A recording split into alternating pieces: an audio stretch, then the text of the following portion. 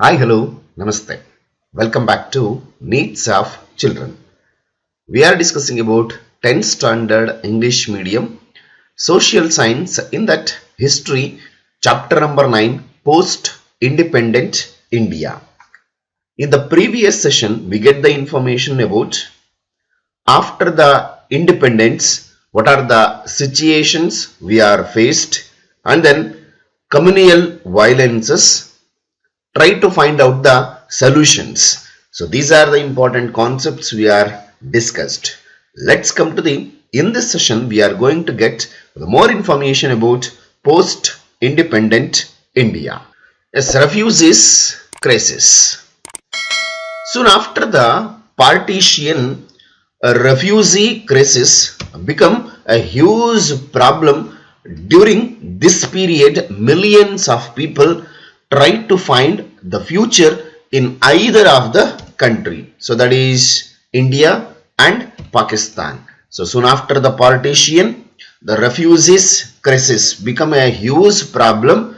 During this period, millions of the people they tried to find future in either of the country. So they migrated from India to Pakistan, Pakistan to India. But number here from those who are migrated from the Pakistan to India, it is innumerable. They had to leave their native places and move towards the place where people from their religion were a majority. So here it is a statistical report. Around 6 million refugees arrived to India. This crisis ballooned in the beginning. So it is created one of the major refugee problem for India. But by 1951, most of the refugees from West Pakistan were taken care of. But the crisis of East Pakistan, today what we are going to be called as Bangladesh, continued for a long time. It was caught in several severe communal violence soon after the partition. As a result, the refugees were arriving till 1971. Till 1971, from East Pakistan, the arrival it is increased a lot to India as a refugees. The Bengal Vimochana movement, which was supported by India, could finally liberate the Bangladesh. The war resulted in arrival of 10 lakh refugees to India. They were helped by the government of India, governments of Tripura, Meghalaya and Assam states to resettle them and find a new hope of life in India, those who are migrated from Bangladesh, around 10 lakh refugees. Since most of the refugees from Bangladesh knew Bengali, they attempted settled in Bengal more. As a result, there was huge stress on the West Bengal. It is created, you can see in the picture, there is a huge pressure has been created in West Bengal. Moreover, during 1960s and 1970s, India itself faced economic crisis.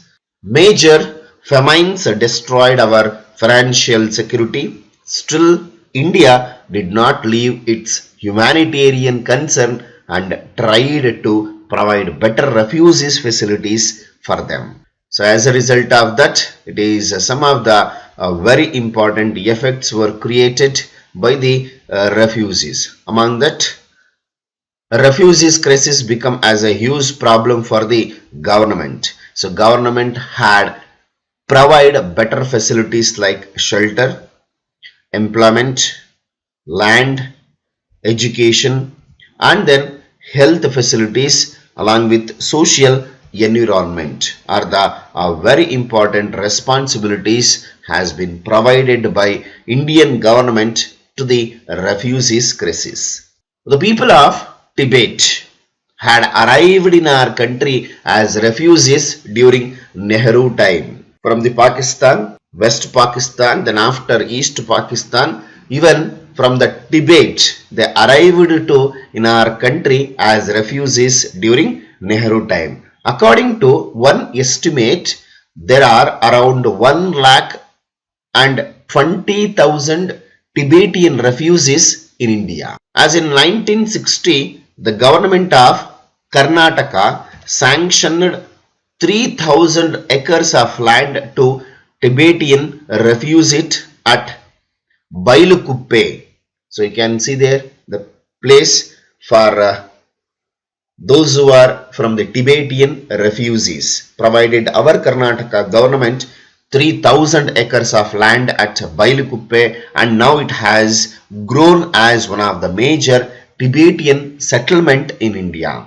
In spite of all these problems, their arrival has enriched our cultural diversity. Somehow, so these are the refugees like West Pakistan, East Pakistan, and from the Tibetan, our Indian government along with state governments solid very systematically providing for basic essential things, and also it is provided a life of the hope for all these refugees.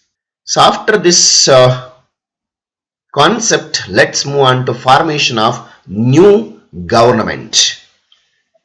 As India was adopted on 1945 August 15th, an interim government was formed.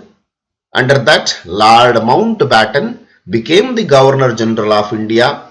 Jawaharlal Nehru, the first Prime Minister of India.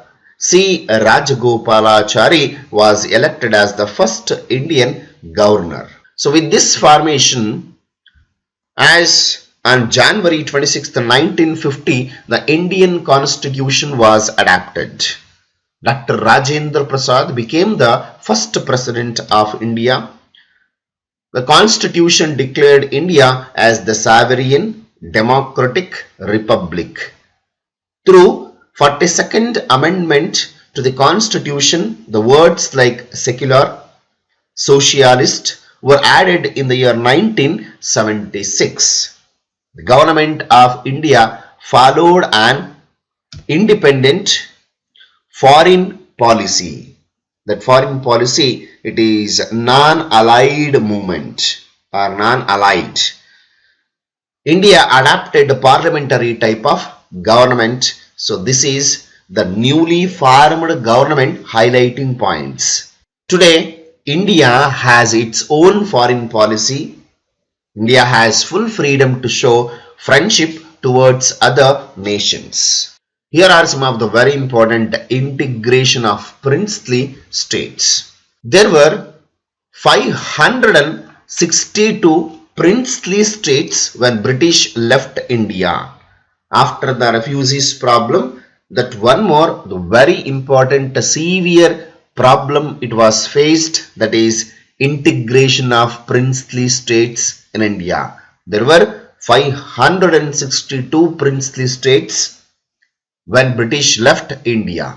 British had kept 3 options open for the remaining princely states. So among that, it is like number 1, joining to India, second one, joining to Pakistan, and remaining independent. So this is the British had kept 3 options open for the remaining princely states. Either they can join India, either they can join Pakistan, either they can remaining independent. But remaining independent, it is very difficult to form the Indian Union.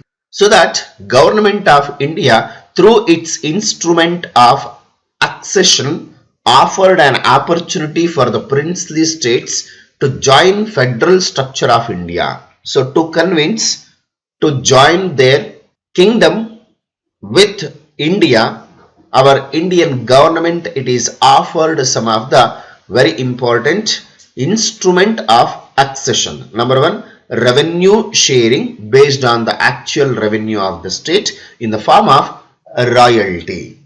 The second one, some special status were also accorded to the ruling kings because of, as a ruling part of kingdom. He has a status, so that immediately leaving the status, somehow it will be not to be digested by the king, so that he has to be maintained that status as a ruling kings. So later 1971 these royalties and status were withdrawn. So these are some of the instrumental as accessions were offered by the government of India. So during the integration of India princely state, strong opposition came from Junagadh, Jammu and Kashmir and Hyderabad states. Out of 562 states, almost all the states except these states like Junagadh, Jammu and Kashmir and Hyderabad, they merged Indian Union only from the strong opposition from the Junagadh, Jammu, Kashmir and Hyderabad. Finally, it was also impossible to make as a Indian Union without these states. So that the merging of princely states, it has a very difficult task undertaken by the leadership of Sardar Vallabhbhai Patel, who is known as the Iron Man of India, was successful under the leadership of Vallabhbhai Patel, who is known as the Iron Man of India, was successful in integrating the princely states into Indian Federation. Let's come to what are the problems has been created among that the states which are strongly opposed to join India. Among that, Junagadh. Now you are seeing that the place of Junagadh, it is in located Gujarat. The Nawab of Junagadh, princely state, had signed agreement to join the state of Pakistan. So the Nawab of Junagadh, named called as the Muhammad Mahabat Khan III, Rasul Khanzi. But his citizens revolted against him and they flooded the streets. The king fled from the kingdom. So the Diwan requested the Indian government to military to Junagadh to maintain the law and order. So later Junagadh joined Indian Federation in 1949. So somehow the problem of Junagadh, it is solved very easily only by the opposition of ruler Nawab of Junagadh. So he want to join with the Pakistan, but against the ruler, against the Nawab, the citizens only revolted against and they flooded to the streets, protested against the ruler. So finally king, he took the shelter and he fled from the kingdom. So finally Diwan requested Indian government to military Junagadh and maintain the law and order. In this way, so Junagadh joined Indian Federation in 1949. And the second one, Hyderabad. So Hyderabad, this princely state was ruled by Nizam Mir Usman Ali. So it was under the control of the Nizam Mir Usman Ali. Now you are seeing the place of Hyderabad. But he is the Hyderabad Nizam Mir Usman Ali. So under the concept of that, he wanted to remain independent and refused to join the independent India. Meanwhile, under the leadership of some communists, the people angry with the cruel army called Razaks, which had the patronage of Nizam. So that the government of India sent its military to fight Hyderabad and defeated the Nizam and integrated Hyderabad into India in 1948. So he only prepared the Razakars against the government. So finally, the government of India sent its military to fight against Hyderabad and defeated Nizam. Then it is Hyderabad integrated into India in the year 1948. The problem of Hyderabad solved. Now the place even the post-independent before 15th August 1947 to 16th September 1948. For the 1 year, 1 month, 2 days, Hyderabad state didn't join India. Then after, so immediately 17 September 1948 onwards, it is become as a part of. So and the concept it is Jammu and Kashmir. The king of Jammu and Kashmir named called as Hari Singh. He decided to remain independent. That is the problem of the Jammu and Kashmir. Fearing that Kashmir may join the Indian Federation, Pakistan instigated the tribal Muslim to invade Kashmir. Finally, King Hari Singh agreed to join India October 1947. So basically, the king of Jammu and Kashmir named called as Hari Singh decided to remain independent. So fearing that Kashmir may join the Indian Federation, Pakistan instigated the tribal Muslims to invade Kashmir. So as the fearing of this, finally King Hari Singh agreed to join India October 1947. The king name called as Hari Singh. But the National Conference Party led by Sheikh Abdullah, who fought Kashmir's independence, argues that India has a better democracy than a religious constitution of Pakistan. So here it is, the demand has been put by the National Conference Party, who was led by the Sheikh Abdullah, is the Kashmir's independence. So that as a result of this Pak exalted attack, Hari Singh asked help from India. After some stipulations of Kashmir, finally it was joined to India. So it is happened between India and Pakistan. There was a Indo-Pak war in 1947.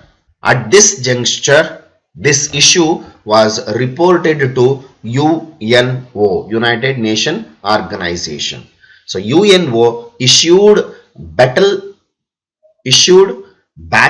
truce on January 1st, 1949. One part of Kashmir remained with Pakistan.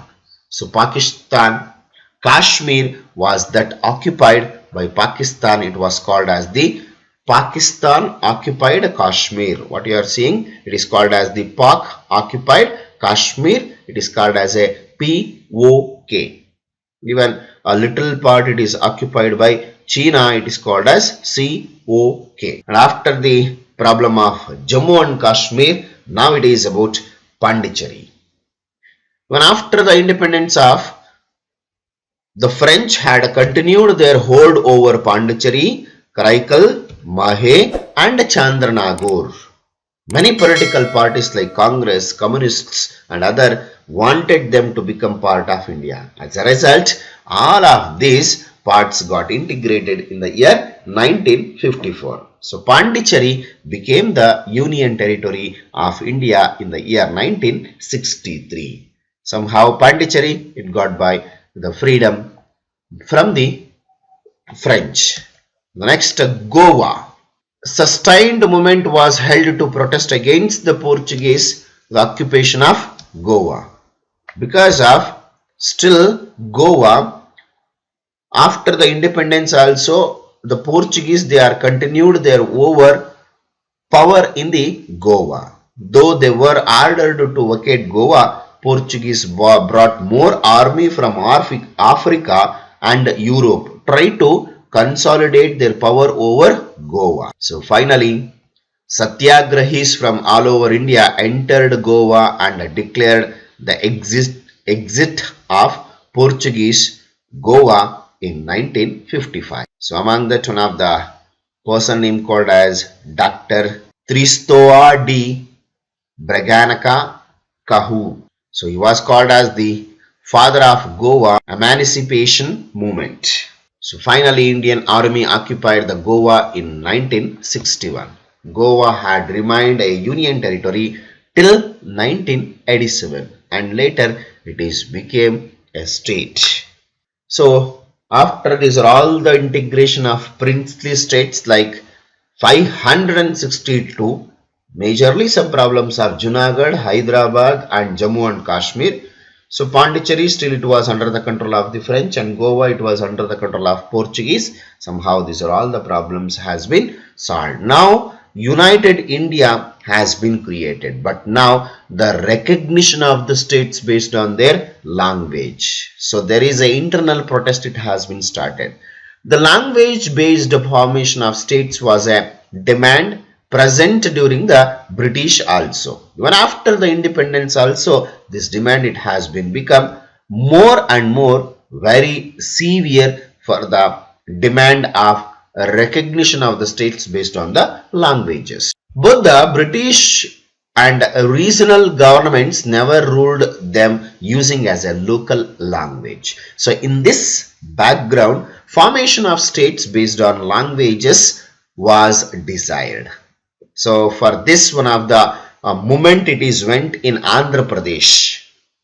One of the person named called as Potti Sriramulu, who died after 54 days of hunger strike demanding for the Vishalandra. The demand for the language based state recognition went up after the death of the Potti Sriramulu by his 54 days of hunger strike movement. By the movement of this, there is a central government, it is formed one of the commission. So in the year 1953, a recognition of state commission was formed under the leadership of Mr. Fazl Ali became the president, K.M. Panikkar and H.N. Kunzru became its members. Recognition of state commission.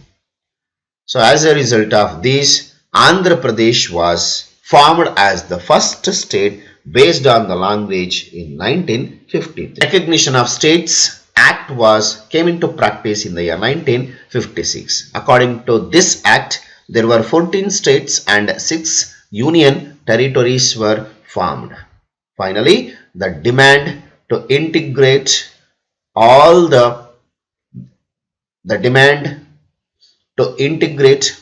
these people into one state was prevalent.